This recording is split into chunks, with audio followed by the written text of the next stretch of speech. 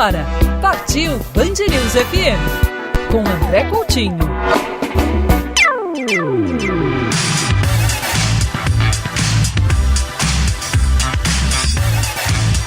Atenção, senhoras e senhores ouvintes passageiros da Band News FM. Está na hora de embarcar com a gente no nosso programa totalmente voltado ao mundo das viagens. Partiu Band News!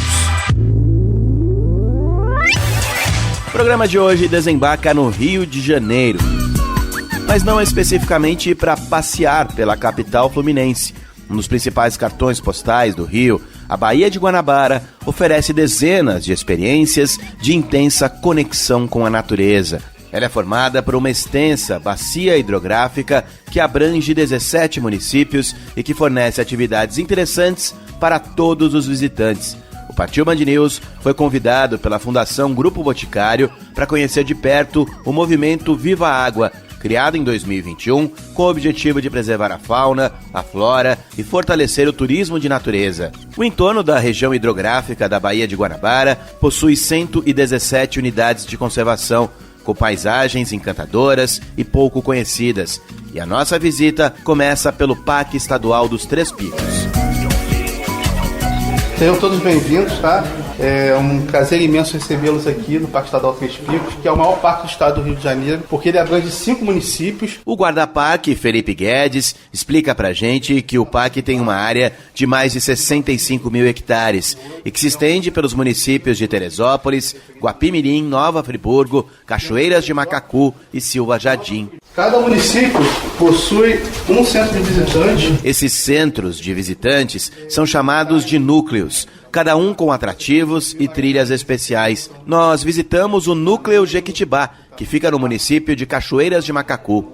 Temos terceira dimensão, 7 quedas, Furna da Onça, Pocinho, a Cachoeira do Jequitibá. Então são muitas cachoeiras aqui no nosso município. No Núcleo Jequitibá, os visitantes são recebidos em uma área bastante agradável e tudo começa no edifício principal, onde está uma maquete de todo o parque e das áreas protegidas. É lá também que um guia, como o guarda-parque Felipe, vai explicar sobre a fauna, a flora e a história do lugar. A grande atração desse núcleo é fazer a trilha para apreciar uma das maiores árvores do Brasil, o Jequitibá Rosa. Sou o Josué, sou o Chavante, sou condutor, também sou guia de turismo regional e nacional. A gente faz um trabalho de turismo de experiência no município. Além desses guiamentos ecológicos, né, a gente tem vivências também no município. Então, dentro dessas vivências eu faço algumas práticas e hoje uma delas vai estar sendo realizada daqui em diante, né? Aqui a gente está num ponto que a gente aborda a questão do solo, né? A gente está pisando em uma camada, mas embaixo da gente existem diversas camadas e que muitas das vezes na cidade a gente apaga ela com cimento, com concreto. A floresta, ela tem uma coisa muito interessante, né? 5 minutos para dentro da mata, a gente começa a observar que tem uma camada chamada serrapilheira ou serrapilhagem, que ela vira todo o alimento que dá sustento a tudo isso. Tudo que cai, tudo que despenca do alto das árvores, vira alimento de outras árvores. Embaixo da terra é tudo conectado. Daqui em diante, eu sei que tem a galera fazendo foto, fazendo filmagem, gravando. Vamos tentar todo mundo junto para poder sentir um pouco mais a presença do Jequitibá e assim também trazer a questão da observação. Tentar dar um espacinho um ao outro, cada um ter o seu momento dentro da floresta, isso é muito importante, que às vezes é uma vez na vida e que vai te marcar para sempre. O nosso grupo, formado por jornalistas, fotógrafos, influenciadores, biólogos e executivos, caminha em silêncio. Há claramente uma conexão com a natureza. A trilha é bem tranquila, apesar de ter algumas subidas. É curta, tem pouco menos de 900 metros. E a gente chegou agora num ponto da trilha que o guia pediu para todo mundo olhar para baixo. A gente está subindo para não olhar para os lados e para ter uma reflexão interior. Acho que a gente está chegando muito próximo do Grande Jequitibá. Mais alguns passos adiante, olhamos para frente e avistamos um tronco enorme. É automático virar o pescoço para cima, buscando o topo do gigante das florestas. Esse Jequitibá Rosa tem mais de 40 metros de altura, 19 metros de circunferência. Esse é o nosso ancião Jequitibá Rosa, também conhecido como Cariniana legalis. É o segundo maior em território nacional. Eu tenho um carinho muito grande por esse lugar. É um lugar de muito estudo, muito respeito e de muita força também. jequitibá, fruto em forma de corvo. O fruto se assemelha a um utensílio de pesca utilizado pelos povos originários ou indígenas. Era um cesto de bambu que o peixe entrava e ele não tinha a condição de sair. Estima-se que essa árvore tenha mais de 1000 anos de idade, emanando muita energia. E para deixar a visita ainda mais completa, o guia recitou versos de um poema do escritor Wellington Lira. Este ser encantado, encoraçado de madeira, grossa e bruta, cuja copa toca singelamente o céu, é uma entidade. Este ser encantado, mais do que uma árvore, é uma entidade. Nosso grupo precisou juntar 16 pessoas para dar um abraço nesse Jequitibá rosa. Deixamos o núcleo Jequitibá do Parque Estadual dos Três Picos renovados e com a vontade de fazer outras trilhas, conhecer outros núcleos. Já próximo ao centro de Cachoeiras de Macacu, paramos para almoçar no restaurante Santa Mônica, um agradável lugar, farto buffet self-service e um deck com mesas e cadeiras às margens do rio Macacu. Ainda no município de Cachoeiras de Macacu, nós fomos conhecer a Régua, a Reserva Ecológica de Guapiaçu. Trata-se de uma área particular que é um exemplo de como a restauração ecológica pode transformar positivamente um território. E lá fomos recebidos pelo simpático inglês Nicholas Locke. Fascinante lugar, muito perto do rio, muito bem preservado, maior parte. E começamos a apreciar que muitos lugares tinham problemas fundiários, né? Aí nós começamos a angariar recursos lá fora, mais e mais fora, porque eu vim da Inglaterra, um pouco mais fácil falar idioma e passar a sensibilizar as pessoas, conscientizar, convencer que essa é uma proposta boa, né? Daí, poxa, a coisa foi ganhando, incrementando, ganhando momento e a gente foi expandindo aí. A gente está limitado a trabalhar no Bacia do Guapiaçu. É uma bacia muito importante porque Niterói bebe a água justamente desse rio Guapiaçu que junta-se ao rio Macacu. Aí essa área é extremamente importante, uma caixa d'água de fato e que abastece essa população. Mais de 2,5 milhões de pessoas que usam essa água. Além de proteger as nascentes do rio Guapiaçu, que deságua na Baía de Guanabara, também abriga um projeto piloto de reintrodução de antas na região, animal que já havia sido extinto do local havia mais de 30 anos. Se você percebe bem, né, a gente está sofrendo de uma ameaça seríssima, que é a extinção das espécies. Então as pessoas, muitos biólogos e naturalistas, pessoas que gostam de turismo em diversas partes do mundo, eles estão indo para esses lugares na China, na Índia, nos Estados Unidos, na Costa Rica, no Equador, esses lugares onde ainda tem populações endêmicas, e eles estão vendo realmente, poxa, as populações estão lentamente deslizando morro abaixo. Ao longo de quase 20 anos, foram plantadas mais de 600 mil árvores em uma área de mais de 400 hectares de Mata Atlântica. Você vai ter que deixar um mundo melhor para seus netos, né? Então, lentamente, a ideia é isso, tentar expandir, consolidar uma área que não tem vocação para outra coisa, a não ser proteção do meio ambiente. Vamos fazer isso? Vamos acompanhar então? Na Régua, os turistas vão encontrar um super aconchegante Ecolodge com 10 suítes. Uma maneira prática para entrar em contato com a natureza. Um dos pontos fortes é um roteiro de birdwatching, a observação de aves, um tipo de prática que atrai visitantes do mundo inteiro. São mais de 480 espécies de aves catalogadas na região. Dentro da reserva é possível também fazer algumas trilhas, que são sinalizadas em todo o trajeto, sem a necessidade de um guia. O passeio na Trilha dos Alagados é gratuito, mas é preciso checar a disponibilidade, principalmente aos finais de semana. Já a trilha da Cachoeira da Régua é um pouco mais afastada. É necessário ir de carro até o início dela, pagando uma taxa de R$100 ao guia que vai acompanhar o seu grupo. Após a caminhada de cerca de 3 quilômetros de mata, chega-se a uma belíssima cachoeira. Essa trilha pode ser feita tanto durante a semana quanto aos finais de semana, e o valor a ser pago para o guia pode ser dividido entre um grupo de até 10 pessoas. E não se esqueça de agendar com antecedência. Passeios que são possíveis graças ao processo de reflorestamento e recuperação iniciado pela família Locke. Isso tudo que você vê aqui era uma fazenda de gado de pastoreio. Era tudo, tem uns currais. Os currais eram aqui, Tinha um curral de boi, tinha currais e tudo era pasto. São ótimos e interessantes passeios em um ambiente encravado na natureza, com estrutura, segurança e uma pousada charmosa, confortável e com atendimento personalizado. A prova de que para fazer um bom turismo nem sempre é preciso buscar por atrações tecnológicas, sofisticadas, como bem ressaltou Tiago Valente, biólogo da Fundação Grupo Boticário e que atualmente é o líder do movimento Viva Água Baía de Guanabara. Se for pegar o modelo americano, até, né? Transforma num parque, põe em loja, põe... Não que não esteja certo, né? Que lá nos Estados Unidos isso é uma indústria bilionária, né? Dos parques nacionais, né? Então você sai lá, entra em loja, fica em hotéis de alta qualidade. Mas aqui eu acho que, né, Nicolas, até para reconhecer, você guarda um princípio aqui que é muito importante, né, gente? Que é ser um guardião realmente dessa biodiversidade, de forma ininterrupta, né? Incansável, né?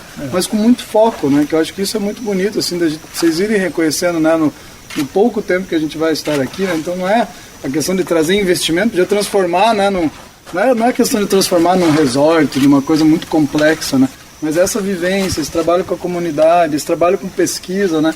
Esse é o grande ativo, é um pouco disso que a gente está falando, né? É um público mais qualificado, né? É um público que vem buscar uma experiência, mas não significa que a gente tem necessariamente que ir para esse modelo, né, mais agressivo, menos compatível, né? Então eu queria só fazer esse adendo, porque isso, assim, você sempre nos inspira, assim, né, cara? Cara, é no simples, né? É no dia a dia, é na relação com a comunidade, mecanismos de geração de receita com, né, observação de ave, né? Inclusive a Fundação tem uma agenda, né, que é de turismo em áreas naturais. Além dos territórios, a gente tem agenda que são nacionais, né? Que políticas públicas nos ajudam a trazer investimentos, né, para esse tipo de área, que mecanismos... Então a gente está falando de compensação ambiental, a gente está falando de compensação de reserva legal, a gente está falando aqui de ICMS ecológico, né? Eu falei, Cachoeiras do Macacu recebe 5 milhões por ano por causa de áreas como essa, que contabilizam para o município, né, pelo fato dele não poder fazer outras atividades econômicas, né, que é uma super ferramenta, né, de conversa com os governos municipais, né, ou seja, seu prefeito, temos o Parque Estadual dos Três Picos, temos todo um conjunto, né, de iniciativas de conservação que estão gerando receita para o teu município. É um trabalho que a gente tem construído junto, né, de se aproximar também do poder público e mostrar todo esse potencial, né. Então esse olhar também para as áreas naturais, mas do ponto de vista econômico, sem necessariamente descaracterizar o modelo, né, sustentável, condizente, não precisa trazer um super investimento, mas as coisas têm que ser concatenadas, né, para que tenha sustentabilidade e tenha futuro, né, Nicolas? Se tiver curiosidade para saber mais como foi a nossa viagem pelo entorno da Baía de Guanabara, no Rio de Janeiro, basta dar uma olhada no meu Instagram, @cadêocoutinho.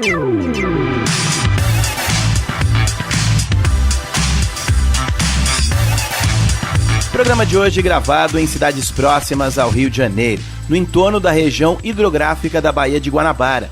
Uma viagem que aconteceu a convite da Fundação Grupo Boticário, que mantém belos projetos e parcerias por lá.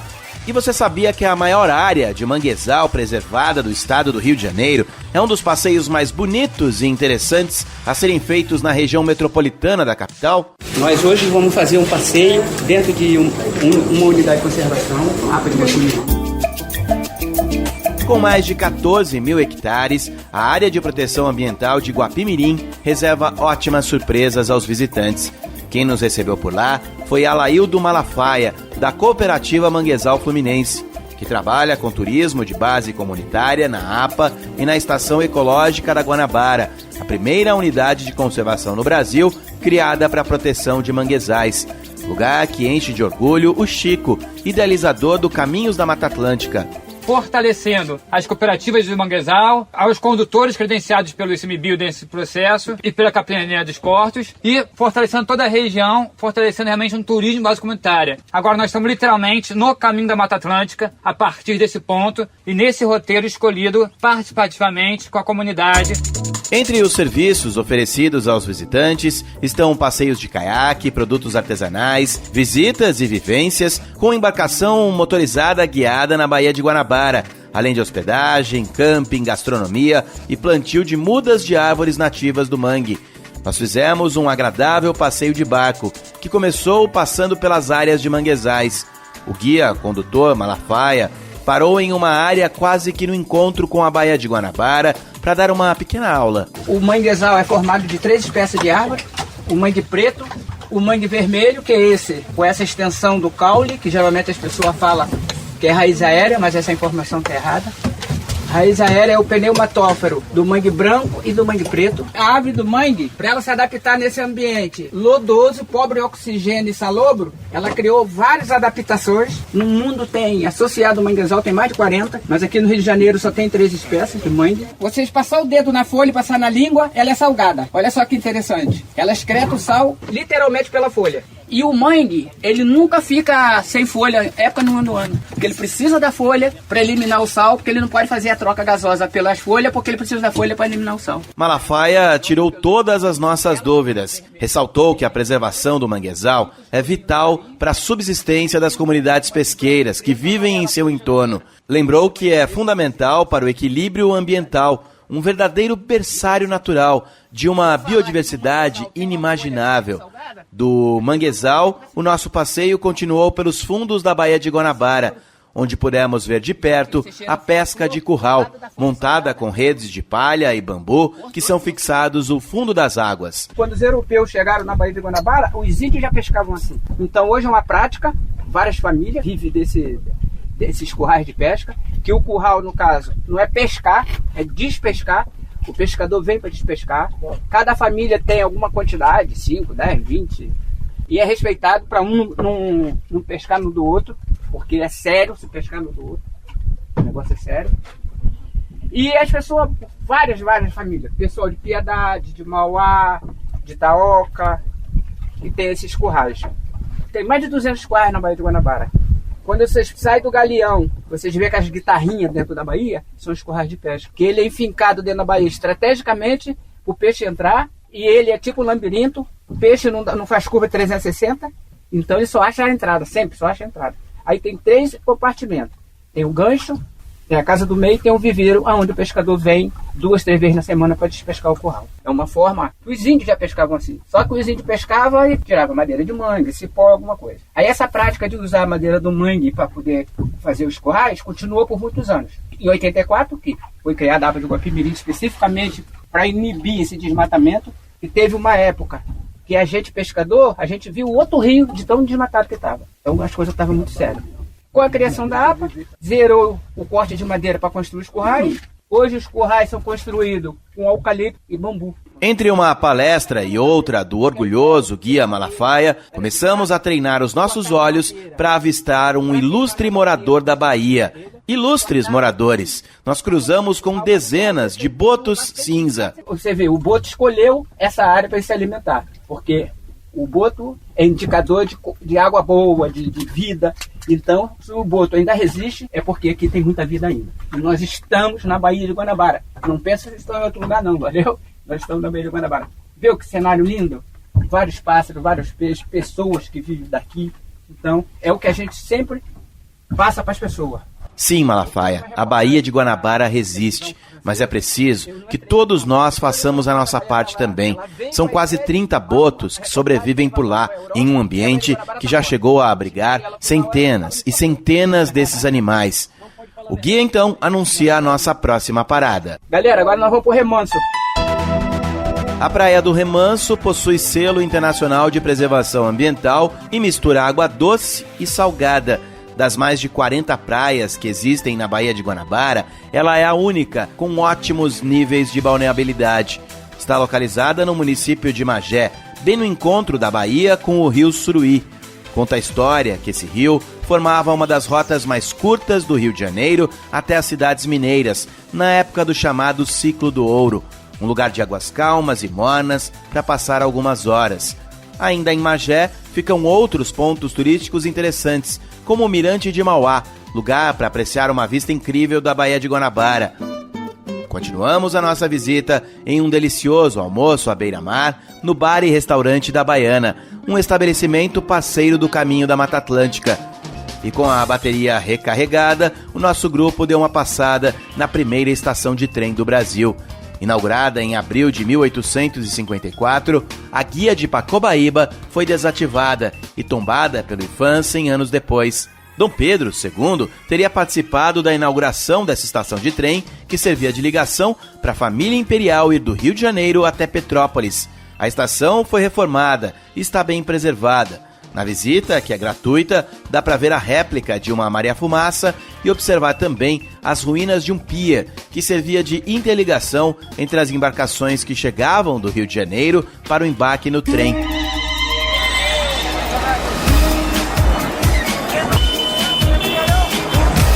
Embarque nesse som.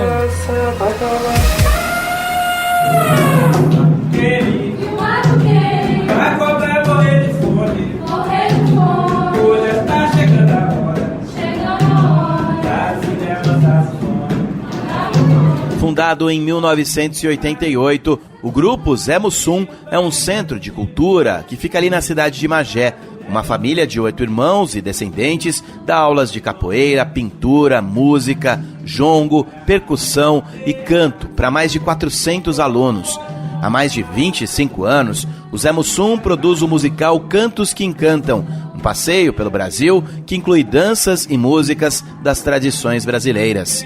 A galera foi graciosa, com chara, com eufrosina e o conselho de Ebonina era morrer bem ao lado. De saber do seu amado, tudo sem ninguém me ensina. E não muito longe dali fica o Pier da Piedade, que foi todo reformado em 2019. Com calçadão, quiosques, aparelhos de ginástica e uma bela vista, atrai centenas de visitantes, especialmente no fim da tarde, quando é possível assistir a um belíssimo pôr do sol. E carrega muita história triste, infelizmente. Até 1831, os escravos desembarcavam nesse porto e depois subiam a serra em direção às fazendas. Anos depois, ele se tornou o terminal de passageiros e receptor de mercadorias da estrada de ferro Teresópolis. No pier é possível observar o busto que homenageia Maria Conga. Ela foi uma líder guerreira que veio escravizada do Congo e que lutou pela libertação do povo negro no Brasil. Nascida em 1792, filha de um rei africano, foi retirada da terra natal em um navio negreiro que a trouxe para a Bahia por volta de 1804. Aos 18 anos de idade, Maria teria sido vendida a um senhor de engenho de Magé e aos 24 anos, novamente comercializada para um conde.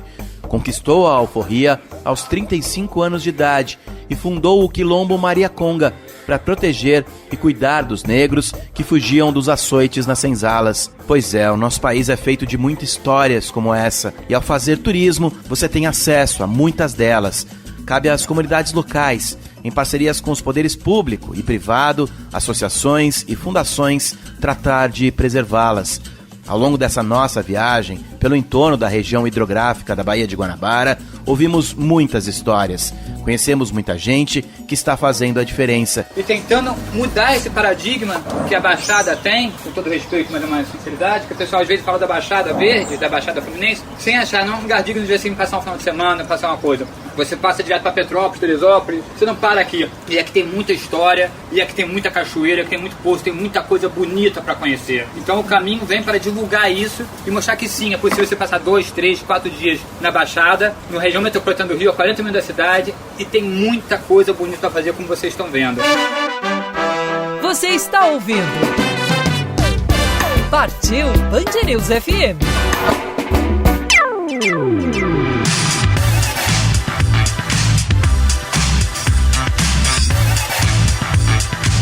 Terceiro e último bloco do nosso programa de hoje. A convite da Fundação Grupo Boticário, passamos 3 dias conhecendo e visitando municípios que ficam no entorno da região hidrográfica da Baía de Guanabara, no Rio de Janeiro.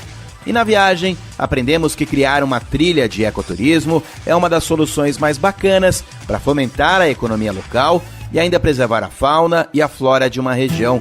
Foi assim que nasceu a trilha Caminho do Recôncavo da Guanabara, um trajeto de mais de 100 quilômetros que vai de Duque de Caxias até Cachoeiras de Macacu. Conhecemos também o Caminho da Mata Atlântica, uma trilha de longo curso que vai percorrer um caminho com 4.000 quilômetros, passando por 5 estados brasileiros, conectando áreas naturais e unidades de conservação. Meu nome é Renato, eu sou proprietário desse refúgio, dessa casa, desse estabelecimento que eu chamo de refúgio, Caminho das Montanhas. Dessa propriedade privada, é possível ter acesso a muitas atrações emoções em contato com a natureza. Aqui próximo, se você quiser tomar um banho de rio agora, eu tiro em 15 minutos, coloco todo mundo dentro de um rio maravilhoso, muito agradável. Se quiser escalar, eu te coloco em 10 minutos numa pedra maravilhosa. E como não tínhamos tempo para fazer tudo isso, nós escolhemos visitar um lugar especial. Para conhecer o Cânion do Iconha, é um local com uma certa acessibilidade, não é das mais fáceis, mas tudo contornável. Vamos passar por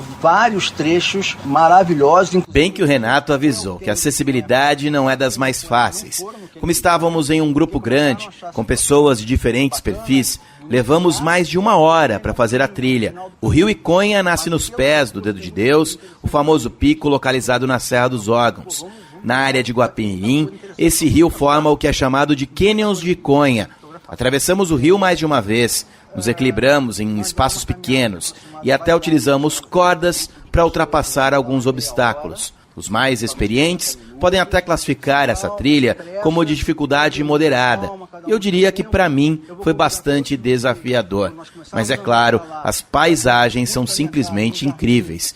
E terminamos com um delicioso e refrescante banho em uma piscina natural, bem pertinho de algumas pequenas quedas d'água. Durante toda a nossa viagem de 3 dias, passamos a noite em 2 lugares diferentes. O primeiro deles eu mencionei lá no primeiro bloco, foi a Régua, no charmosíssimo Ecolodge do Sr. Nicolas Locke. E o nosso segundo pernoite aconteceu em Santo Aleixo, no distrito de Magé, onde fica El Nagual, mais um interessante lugar para a prática do turismo ecológico. Um espaço mantido há décadas por uma argentina e um alemão, o Heraldo. Um casal jovem com um sonho de fazer uma vida diferente, né? E aí até hoje, então, criamos um montão de coisas, criamos uma unidade de conservação particular, uma RPP. Da pousada, que prioriza a integração com a natureza, é possível fazer mais de uma dezena de trilhas. Bem-vindo na minha casa, que minha casa seja a sua, na sua estadia aqui. Formada por 3 quedas d'água que totalizam mais de 40 metros de altura, a Cachoeira Monjolo é uma das mais bonitas da região. Para chegar até ela, os visitantes vão precisar enfrentar uma pequena trilha, essa sim, fácil, e de cerca de 20 minutos de duração.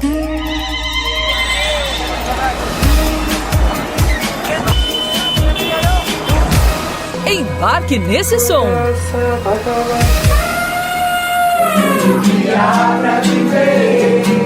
Vamos estremecer. Não há tempo que volte, amor. Vamos viver tudo que há pra viver. A nossa noite terminou em volta de uma fogueira, no meio da mata, ouvindo a dupla Tami Pereira e Thiago Valente. Pessoas que, como o turismólogo André Dias e as relações públicas Rubi Espina, fazem a diferença na Fundação Grupo Boticário. Certamente uma viagem inesquecível, que fez com que todos nós tivéssemos alguns momentos mais introspectivos. Como estamos tratando o nosso povo, a nossa comunidade, o nosso planeta. Já com saudades de tanta gente especial que conhecemos ao longo dessa viagem, eu conversei com o biólogo e mestre em desenvolvimento rural sustentável, Thiago Valente, que está há 12 anos na Fundação Grupo Boticário e que atualmente é o líder do movimento Viva Água Baía de Guanabara. Nós estamos criando aí do zero, né, assim, nesse formato, um movimento multissetorial, seja que envolve setor público, governos, né, governos municipais, governo estadual, até mesmo federal, organizações da sociedade civil, né, tem muitas aí com muita força, e o setor privado, né, as indústrias, as empresas do território, uma grande aliança em prol da regeneração desse ecossistema que a gente visitou nesses 3 dias, né. Então, tem floresta, tem mangue, tem mar, tem áreas de agricultura que estão muito pressionadas também, né, por sistemas convencionais. Então a ideia desse movimento, né, tem eixos de atuação, territórios de atuação, é plugar esses eixos e gerar valor, né, por meio de atuação em rede. Basicamente, né, tem um nível estratégico, organizações que atuam no nível mais, digamos, regional ou estadual, né, mas que tem expertise, tem ferramentas, tem recursos a oferecer. Tem esse nível mais tático, que tem organizações que já trabalham várias, né, organizações da sociedade civil, mesmo das prefeituras, com projetos, com iniciativas. E tem o nível mais na ponta, que é onde que a gente quer gerar o impacto, né? Que são os empreendedores, são os agricultores, são as comunidades que vivem no território. Então, essas três, a junção, né, desses sistemas que normalmente operam em escala e nível diferente, de forma desarticulada, né? Então, o movimento vem com uma proposta de valor de gerar conexão, gerar inovação por meio dessas interações, por meio dessas interfaces. Você sabe que eu já conversei com muita gente, né? Tem o ecoturismo, que é uma vertente, um lado, um tipo de turismo. E outro dia eu estava falando em turismo sustentável e eu fui muito bem corrigido. Eu falei, não pode ser chamado de turismo sustentável. Todo turismo, toda experiência turística tem que ser uma experiência sustentável, né? Total. E a gente passou por vários lugares que a gente vê uma sementinha sendo plantada, mas mais do que isso, a gente passa por lugares que a gente talvez não veja os frutos realmente na nossa geração, né? Você é muito mais novo que eu, mas eu talvez não vou ver, né? Mas alguém tem que fazer, né? Alguém tem que dar o primeiro passo, né? Acho que você traz um ponto bom, né? Que nessa estratégia, né, do movimento, a gente está se propondo aí para colher esses resultados que seriam de médio prazo, 10 anos. Né? Então existe um framework que a gente chama de teoria de mudança. Né? Eu toco um ponto, faço uma oficina de capacitação, por exemplo, para guias e condutores, né? Ou crio um mecanismo de financiamento. O que você espera no curto prazo? Né? O que você espera no médio prazo? O que vai ser o impacto disso para daqui a 10 anos? Né? Então o que a gente propõe aqui, que é algo que eu diria que dá longevidade, que complementa, é esse olhar, né, do que a gente chama até de filantropia de risco, filantropia estratégica, né, que vem do inglês de Venture Philanthropy. Inclusive o nosso fundo é um fundo de Venture Philanthropy que está olhando para ações estruturantes. Né? A gente quer também ter ação na ponta, assim, apoiar projetos, mas é um fundo catalítico, né, que impulsiona e catalisa mudanças sistêmicas. Né? E o turismo é uma grande alavanca. Né? O turismo ele já vem com esse propósito, né, de pessoas que estão querendo se conectar aos territórios, estão querendo gerar valor positivo. E a gente está usando isso combinado, né, com outras ações. A gente falou muito de restauração, né, restauração florestal, plantio. Como é que essas coisas se concatenam? Como é que a gente cria cadeias produtivas que não sejam apenas uma, né, mas é a cadeia da agricultura, a cadeia da restauração florestal, que é uma grande necessidade aqui desse território, né, da região hidrográfica da Baía de Guanabara, desses 17 municípios. Então, o turismo vem como uma alavanca muito potente e no curto prazo gerar mudanças para que a gente possa ter essa rede conectada e mais capaz de receber outros projetos, né? Outros projetos que, por exemplo, precisam da mobilização, precisam de capacitação. Então, cada iniciativa que vai se conectando nesse ecossistema, ela está mais preparada para receber um nível de maturidade maior, inclusive de investimento, de projetos. Né? Então, acho que a gente acredita muito. Inclusive, é uma agenda nacional da Fundação, a gente trabalha no nível nacional em políticas públicas, né, que implementem as áreas protegidas, as unidades de conservação, como uma forma de reduzir a pressão e garantir prosperidade nesses territórios. Né? Então, acho que a gente falou de um monte de coisa muito importante que são realmente os objetivos da Fundação Grupo Boticário, dos projetos. Mas vocês devem estar tocando muita gente em muitas comunidades e muitos setores que vocês nem imaginam. Né? Eu tenho amigos no Rio de Janeiro e quando eu mostrei o programa para eles falaram, poxa, um monte de lugar que eu nunca ouvi falar na minha vida. É sério que tem boto na Baía de Guanabara? É sério que tem lá uma fazenda, um lugar? Tem uma pousada ali, tem uma trilha. Então, assim, além de tudo, é uma forma de divulgar lugares que são maravilhosos do nosso país e que as pessoas não conhecem. E eu estou falando de pessoas que moram num raio de menos de 100 quilômetros dos lugares que a gente visitou, né? Vocês mostram pra gente também, né, esse olhar do mundo para esse microcosmos aqui, né, de Magé, Caxias, né, esse território que eles chamam de Baixada Verde. Mas acho muito interessante nessa troca esse olhar, né? Vocês se encantaram aqui com coisas simples, né? E eu acho que é essa essência do olhar do ser turista, na verdade, né? É importante viajar para fora, conhecer países, mas nossa própria cidade tem elementos que a gente não conhece, né? Então é bem subjetivo, né? O quanto a gente conhece, o quanto a gente desconhece, mas o quanto a gente está aberto a se conectar com essas iniciativas que estão aqui, né? Nós sabemos que não é de massa, não vai atingir todos os públicos, mas o público que vier vai gerar impacto.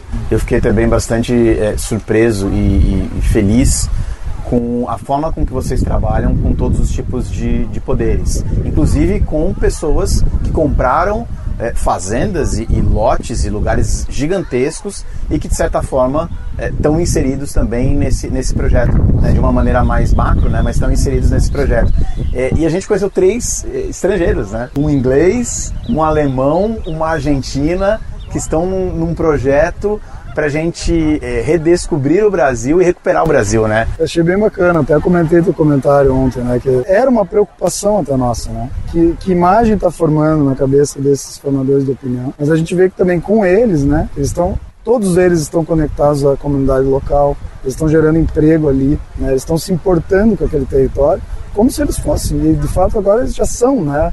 Todos eles têm nacionalidade também aqui, então. Mas eu achei muito rico quando você trouxe, né? Não importa também de onde você esteja, mas eles se conectaram a essa terra, né? Estão mais de 30 anos aqui e gerando prosperidade para esse local, né? Se a gente fosse fazer uma analogia, né? Quando vem uma grande multinacional, né? Ela emprega, mas no momento que ela quebra, ela também desemprega, né? E ali o cara está disposto, na verdade, a não quebrar, né? A vir para ficar, e foi o caso que a gente viu aqui nesse território, né? Iniciativas muito perenes, constantes, pacientes e construindo aos pouquinhos algo que possa transformar essa região, né? E uma multinacional, quando chega aqui para o Brasil, vou falar, na maioria absoluta das vezes, ela está enxergando lucro, enxergando uma oportunidade financeira, né? E essas pessoas vieram para o Brasil porque elas se apaixonaram pelo Brasil. A gente não escolheu nascer no Brasil, quer dizer, eu não escolhi, você também não. Eles escolheram vir para cá, morar aqui e agora escolheram participar desse projeto maravilhoso. Thiago, tem nem como agradecer. Foram dias espetaculares, com pessoas incríveis, a viagem é isso. E de quebra eu estou mostrando aqui para o meu público um projeto muito bacana. Espero que seja o primeiro de muitos. Obrigado, Thiago. Obrigado a vocês. Se quiser saber mais, basta visitar o site fundaçãogrupoboticário.org.br. E eu coloquei algumas imagens também no meu Instagram, @cadêocoutinho. O programa de hoje teve a sonorização final do mestre José Antônio de Araújo Filho. Semana que vem tem mais. Tchau e até a próxima.